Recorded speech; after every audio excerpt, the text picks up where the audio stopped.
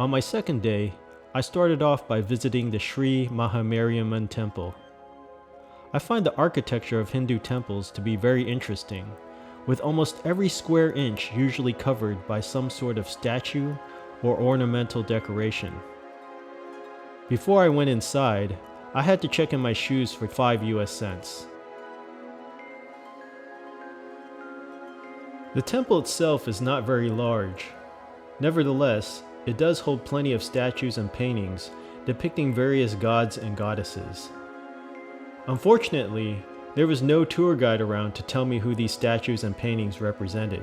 I knew Ganesha from the elephant head. One of the workers there told me that this was Shiva. Other than that, I was clueless to the identities of these deities. Like this one, holding a trident next to a green goddess. Or this weird alligator/elephant type creature. Or this one with the baby. Or this one with the many arms. Or this one with the many arms and many faces. Or this one standing on this poor cow's head. Or this one, or this one, or this one. I mean, these two goddesses almost look identical. While I was there, they also played this strange music. I'll let you give it a listen.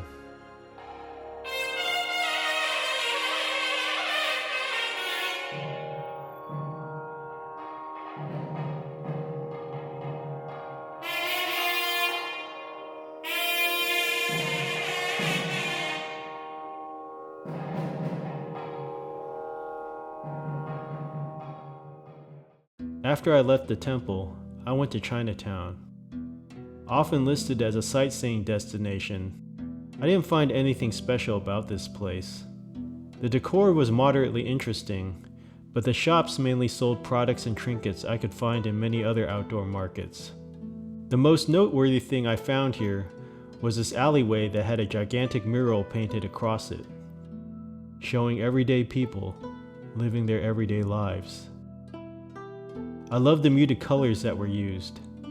I loved the shadowy faces and darkened eyes, which made the figures appear as ghosts, souls who had once existed in this place, but were now gone, their legacy reduced to a moment frozen in time.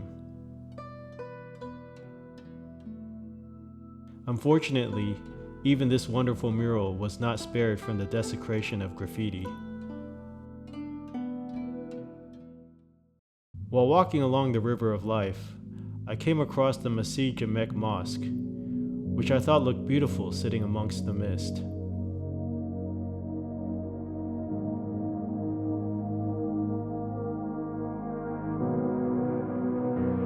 My final stop for the day was the Kuala Lumpur Library, and it was at this point everything went south. To enter the main section of the library, I had to put my backpack in an unattended cubbyhole, though they did let me carry my valuables in using a clear plastic bag. Why such strict security? I'm not sure. I guess too many people were stealing books. I then entered and saw a clean, but very average library. For having to check my backpack and transfer my camera gear into a clear plastic bag, I was pretty disappointed. A thunderstorm then swept through, which flooded the front entrance. Many people were trapped, not wanting to get their shoes wet. An hour passed before I got tired of waiting and decided to brave the rain. My hotel was only a few blocks away, so I thought I could easily make it there. My shoes were immediately soaked exiting the library, but I had an umbrella, so I stayed dry for the most part. Then I stepped into what I thought was a shallow gutter. However, it turned out to be 3 feet deep. Falling in, my umbrella snapped immediately. My earbuds fell out, and all the electronics in my backpack, including my camera, microphones, and power bank, got drenched. I also scraped my knees and legs. Quickly pulling myself out, I ran to a nearby gazebo. When the rain finally died down, I went home, bandaged up my wounds, and dried off my gear. Eventually, I spent over $500 replacing and repairing everything that had been lost or damaged. And that was the end to my second day in KL.